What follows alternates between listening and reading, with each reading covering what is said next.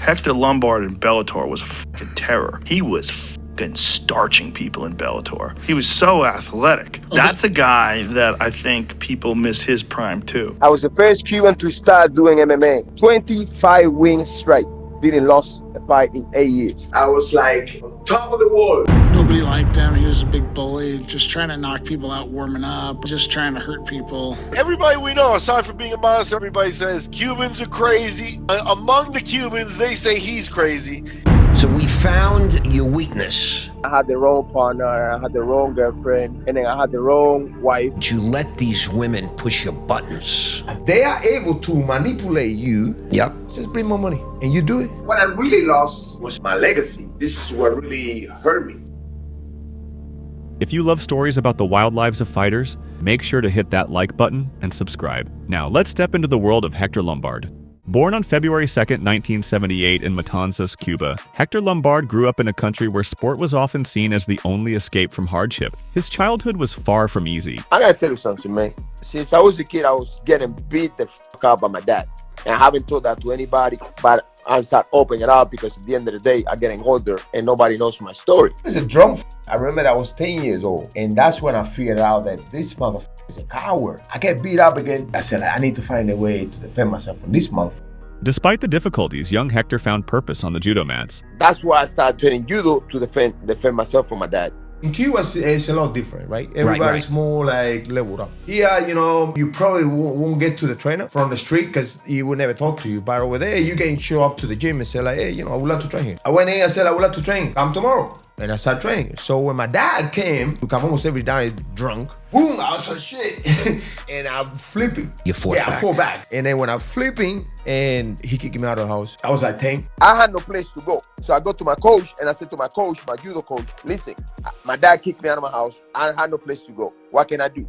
Can you help me? He goes, let me talk to my coach in the province that, over there is called AIDE. So he's like, I got to do something. So he called his coach. His coach, he was in a training center. In Cuba, you have these facilities. Yep. If you're good enough, you can stay there, eat there, study, live there. I spoke to the coach, and the coach said, if he beat these guys here, he can stay. So I beat them all up and stay. If you're the best of the province, you can go to the national. He trained relentlessly and rose through Cuba's judo ranks. At 15, I was a black belt in judo. Nobody ever done that, only Hector Rodriguez. Becoming a national champion multiple times. I was 16 years old and I would go to the national team and I was beating every single guy. So I was the first to compete in the nationals as a black belt. In judo? Yeah. I win all these 4 nationals and then I win another 2 more nationals. His hard work paid off on the world stage. Lombard earned a spot on the 2000 Cuban Olympic judo team. And then when I was living in the school, I was even getting bullied. I just don't want to get in trouble, I just don't want to go back where I came from. One day, I gotta have enough, bro. I grab a baseball bat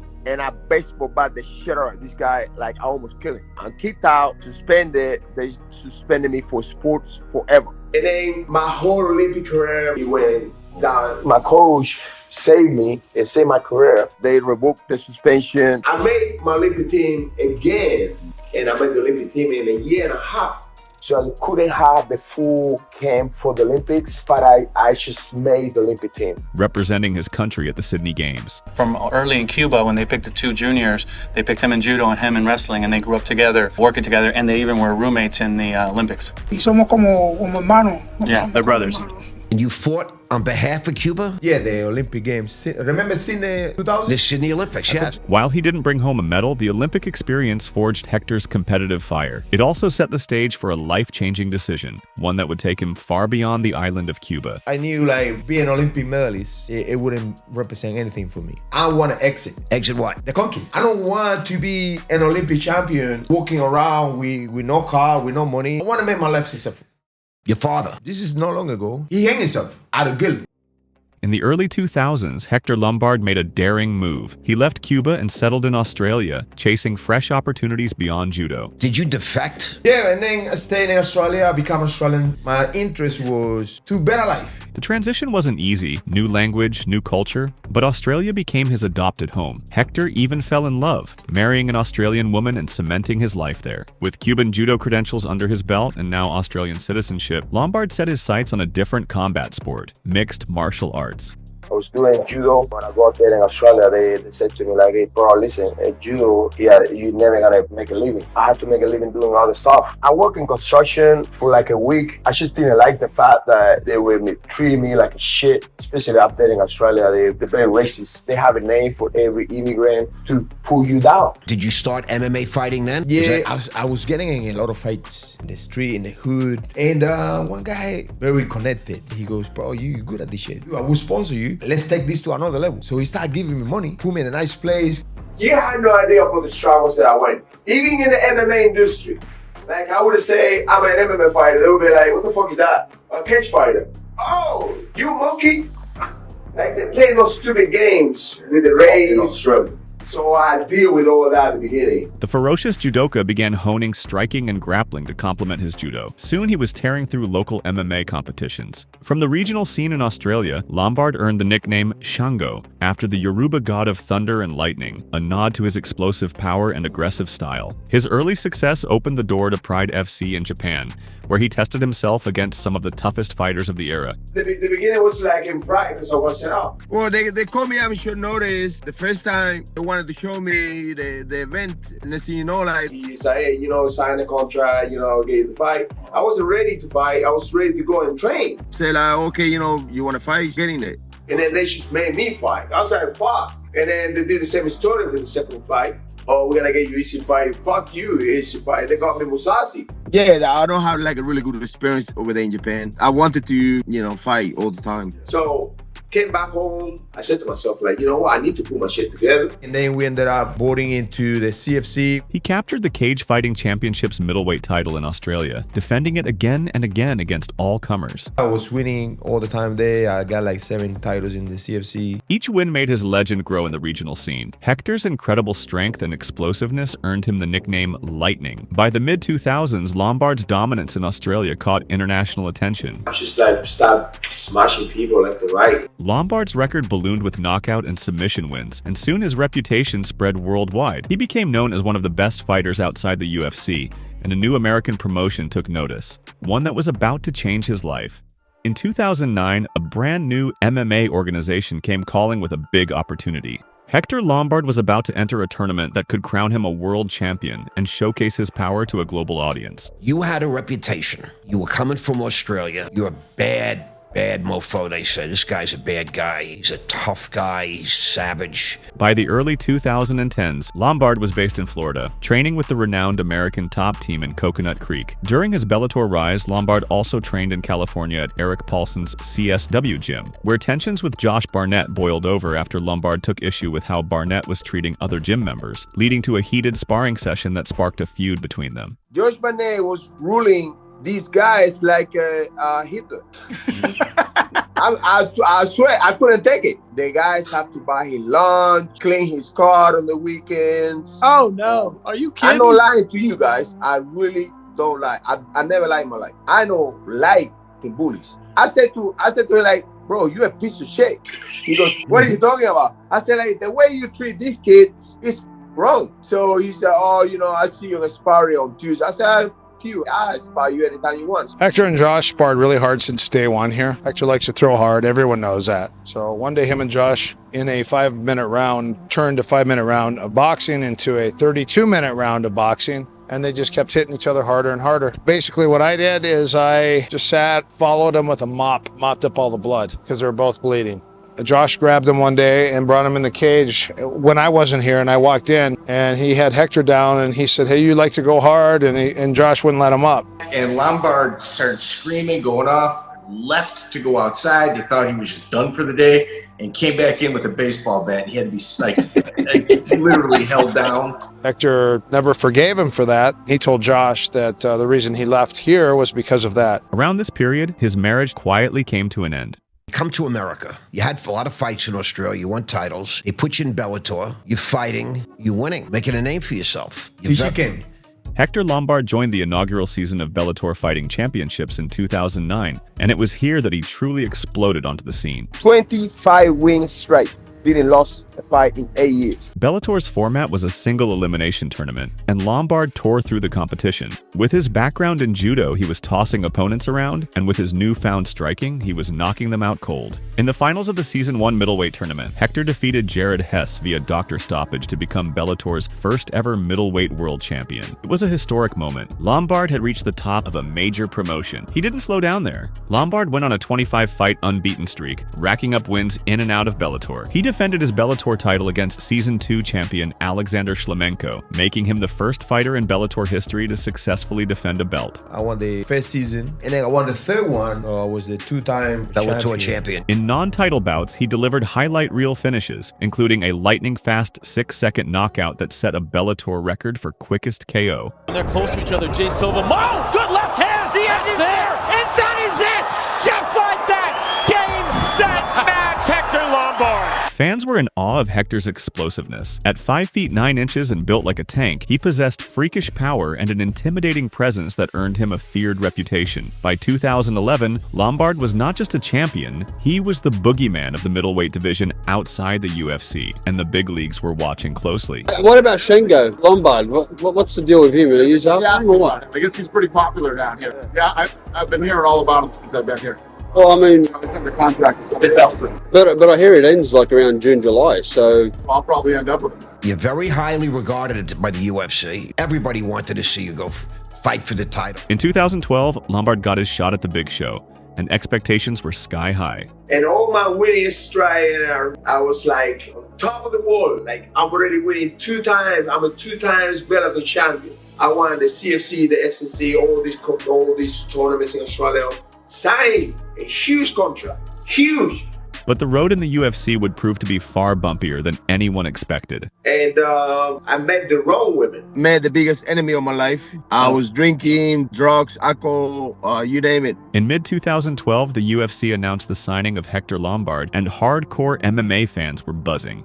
Here was the Bellator champ with an incredible win streak, finally stepping into the UFC octagon. Many believed Lombard could be an immediate title contender. The UFC scheduled him for a main event debut. Originally set to fight Brian Stann, Lombard instead faced Tim Boetsch at UFC 149 after a card shuffle. Fight night in July 2012 arrived with tons of hype behind Hector, but the result was a shock. And I was winning. I got involved with this girl. It's always the women. They kill more men than cancer. We go to Miami. I wanted to buy me my dream truck. As I'm there, everybody taking pictures, everybody and we coming back. She's like angry. Is your girlfriend? Your girlfriend? Yeah, we're about to get married. Most women, they hate when you're getting attention. She was on the side. Nobody cares about her. Good-looking women are used to getting attention. I can see her mind. She's like, why are you hanging out on me? And I'm 3 weeks for my first fight against Tim Boetsch. I actually beat him. If you look that fight round to round, I'm beating easy. As I'm driving, she goes, you know why you signed the biggest contract in UFC history? No, because of me.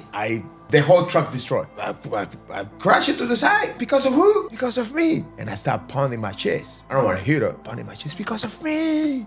Because I'm the one who have to go over there and fight, not you. And I started, angry, right? I was upset. Because how can you even come across and tell me that? I started his chest in my chest. She's manipulating you. I know, and I feel like, I cracked my sternum. You cracked your sternum? I'm 3 weeks for my first fight in the UFC against Tim Boetsch. And in the fight, I can't breathe. We go to the doctors, and the doctor comes and said, bro, you could die in the fight. From there, it went downhill. Lombard's debut turned into a slow-paced, tactical bout where he struggled to find his rhythm. Boetsch eked out a split decision win, handing Hector a disappointing loss in his UFC debut. It was a humbling start. The dominance he showed elsewhere didn't immediately carry over in the world's toughest MMA promotion. So you never married her? I ended up marrying her. You did marry her?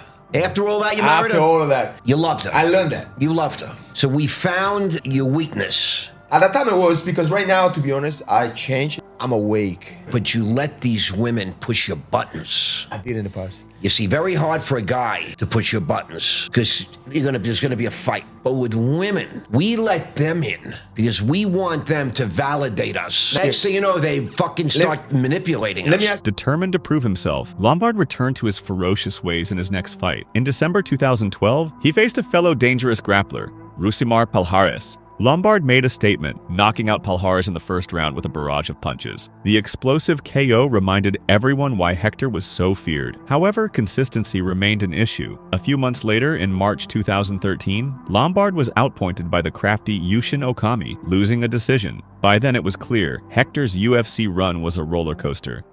While he was fighting in the UFC, his relationship with his wife began to fracture. I'm not perfect any shape and form, so I have a messed up relationship. A relationship that really cost my career up, basically.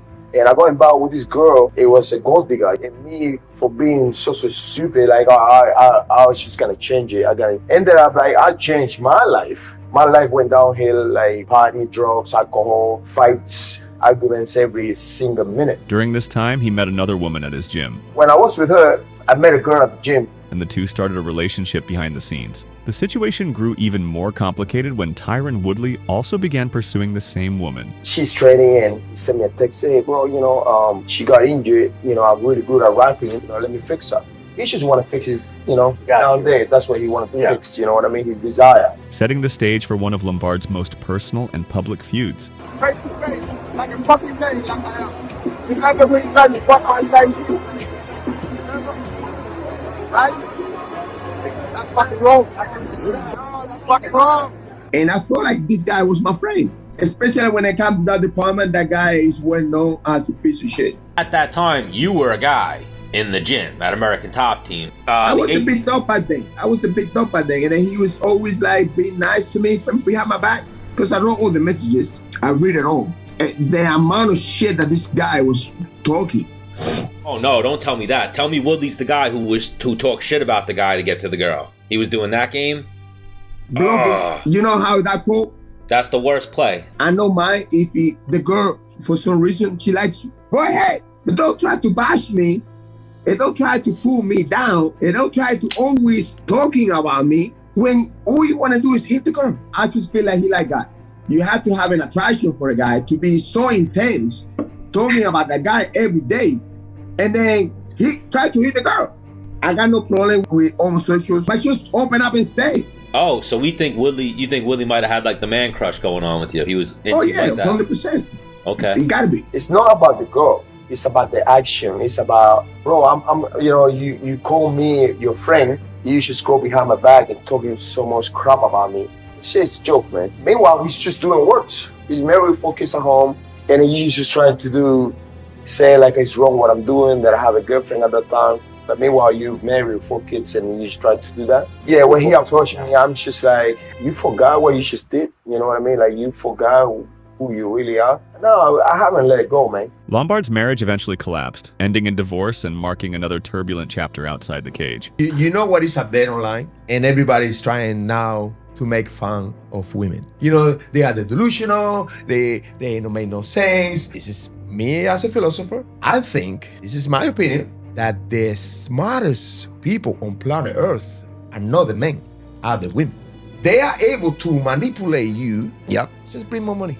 And you do it. Who is the real driver here? Without the women, we're nothing. Here.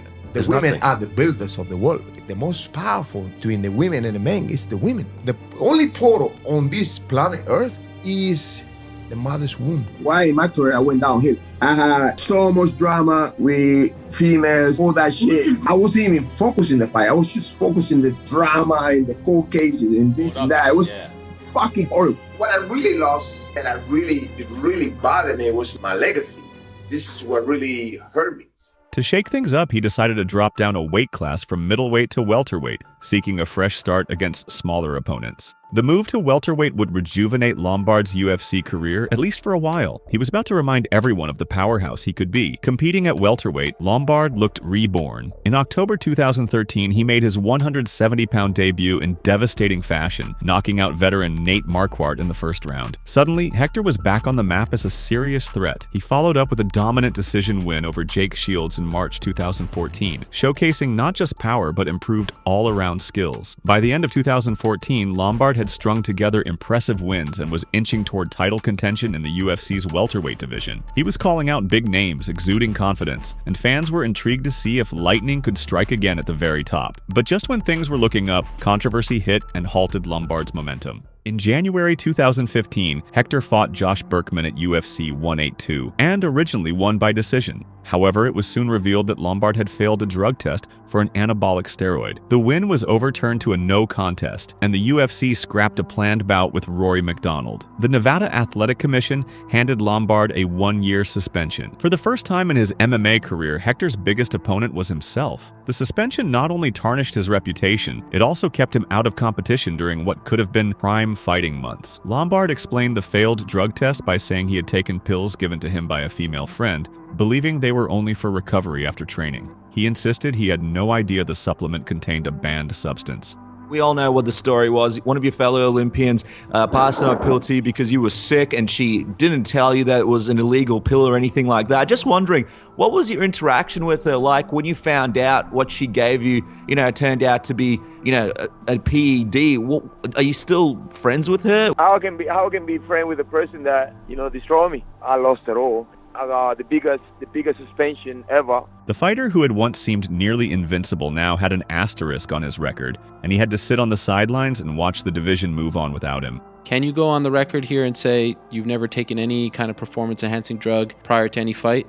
I haven't. But will you do anything towards this woman who gave you these pills? Will you try to sue her? Or are you going to look for any kind of compensation? She didn't force me. That was my stupidity to just believe in her. After a year away from the octagon, Lombard returned in 2016 hungry to reclaim his spot. But time away and advancing age were catching up. What followed was a string of battles that would test Hector like never before, and not always end in his favor. Hector Lombard's return fight in March 2016 was against rising contender Neil Magny.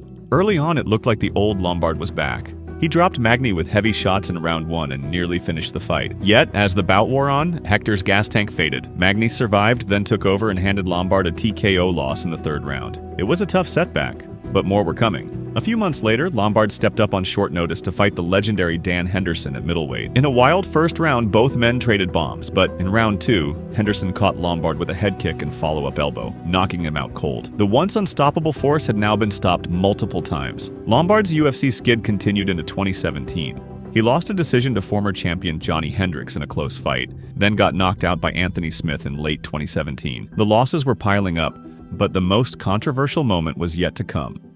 In March 2018, Hector faced C.B. Dalloway. As the first round ended, the bell rang, but Lombard suddenly unleashed a rapid 1-2 combo after the horn. Dalloway landed to the body. We're right back. Joe, Hector Lombard appeared to land a strike after the final horn. Yeah, 100%. The punches caught Dalloway completely off guard, dropping him hard. Dalloway couldn't continue, and the result was a disqualification loss. At the end of round 1, C.B. Dalloway was hit twice after the bell. Therefore, Hector Lombard has been disqualified, and the winner by disqualification is C.B. the Doberman Dalloway. The incident caused an uproar. Some wondered if it was instinct or intentional foul play. Either way, it added a black mark to Hector's record and further eroded his standing in the UFC. You protect yourself at all times. The whistle does not stop you, I stop you. That is an exact quote from every referee who's come in every locker room and talked to every fighter then. I believe it should have been called a no contest. There should not be a hearing or any kind of sanctioning against Hector Lombard. He followed the rules as the rules are and as the rules are explicitly explained to us as athletes. After the Dalloway DQ, Lombard fought once more in the UFC, losing a decision to Thales Leites in September 2018. That defeat was his 6th UFC fight in a row without a win. At 40 years old and on a long losing streak, Lombard's UFC chapter came to an end. The promotion quietly parted ways with him in 2019. It was a bitter finish to a run that began with championship expectations. Yet, if anyone thought this was the end of Hector Lombard's fighting story, they were wrong. He was about to reinvent himself in one of combat sport's most ancient arenas. In 2020, Hector Lombard made a surprising move by signing with Bare Knuckle Fighting Championship. How does Bare Knuckle feel to you? This one is special because it's a little bit more brutal. He debuted in February 2020 against David Mundell, winning a hard-fought unanimous decision and proving he could still bang. A few months later, he knocked out veteran Kendall Grove in the first round, showcasing vintage aggression. Just like that, Lombard was on a new winning streak. His biggest moment came in June 2021 at BKFC 18. Lombard faced fellow MMA vet Joe Riggs for the inaugural BKFC Cruiserweight Championship around 205 pounds. The fight was as chaotic as any in Hector's career. He started strong, but as rounds went on, Riggs began to rally. In the fourth round, controversy struck. Hector grabbed Riggs' shorts during a clinch, and as the referee separated them, Lombard cracked Riggs with a punch that appeared to thumb the eye. After some confusion, the strike was deemed legal, and Lombard was declared the BKFC Cruiserweight Champion by TKO. It wasn't the cleanest victory, but it put a belt around his waist once again at age 43. However, what happened after the fight stole the headlines. Immediately following his win during the post-fight interview in the ring, Lombard's celebration was interrupted by Lorenzo Hunt, another BKFC fighter who climbed into the ring to challenge him. Lombard didn't take kindly to having his moment spoiled. In a flash of temper, he suddenly punched Hunt, twice, right there on the stage. After the fight, he's just getting in my face. I even blocking. I even kind of like put the stop, like don't keep approaching me. So when he violated that, I had to give him 1-2 piece. He gave me like chicken leg. I hit him. He was like, oh shit. And then he walked away. The arena erupted in confusion as officials rushed in to separate them. It was a wild scene, the new champ slugging a would-be challenger outside of an official fight. Though it didn't turn into a full melee, the incident became infamous in BKFC history, highlighting Hector's explosive demeanor both during fights and in the aftermath. Lombard's bare-knuckle saga continued, but as always, highs were followed by lows. After the brawl with Hunt, it was only a matter of time before the two settled things with an official fight, and the result would mark the end of Hector's brief reign. Hunt proved to be a formidable opponent. When the final bell rang, Lombard lost a unanimous decision, and with it, his BKFC Cruiserweight Championship. Having lost his title, one might expect a fighter nearing mid-40s to finally call it a day. But Hector Lombard isn't wired that way. In 2022 and 2023, he kept chasing the thrill of competition. He took an MMA bout in Eagle FC against another veteran, Thiago Silva. That fight ended in a no contest after an accidental foul. Lombard even tried his hand at a hybrid form of combat, bare-knuckle MMA under Jorge Masvidal's Gamebred promotion. He fought Chris Cerro. The bout was full of controversy with illegal strikes and confusion. Initially, Hector was disqualified for hitting the back of Cerro's head, but video replay later showed Cerro had tapped out, so the result was overturned to a win for Lombard. In 2025, he stepped into the ring for a dirty boxing match, but the comeback was short-lived. Lombard was knocked out in just 15 seconds. Hector Lombard taking a shot, and he is down. James Cannon following up, and Hector Lombard is in trouble. He's deep. After 2 decades of wars across 3 combat sports, that crushing defeat looked like the final sign that his long and winding career may be coming to an end. Though with someone as unpredictable as Hector, you can never say never.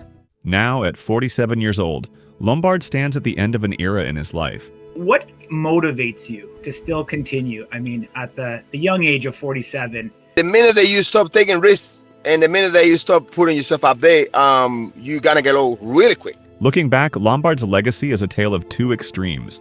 On one hand, he's a multiple-time world champion, a dominant Bellator kingpin, and a trailblazer in BKFC with that inaugural cruiserweight title. He was an Olympian, an international judo medalist, and at one point one of the most feared men in MMA. On the other hand, his career was marred by controversies that kept him from reaching the very top of the UFC mountain. For fans, Hector Lombard will be remembered as an explosive powerhouse who delivered excitement every time he stepped into combat.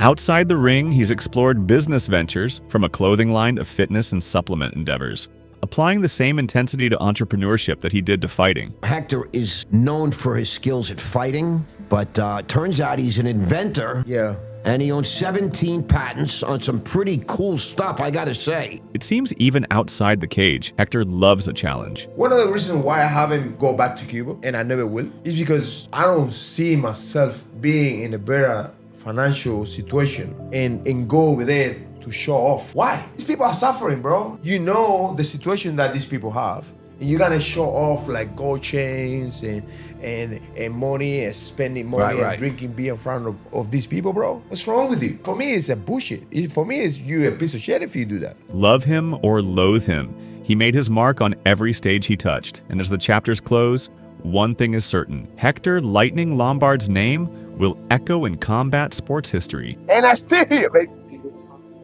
I haven't died yet.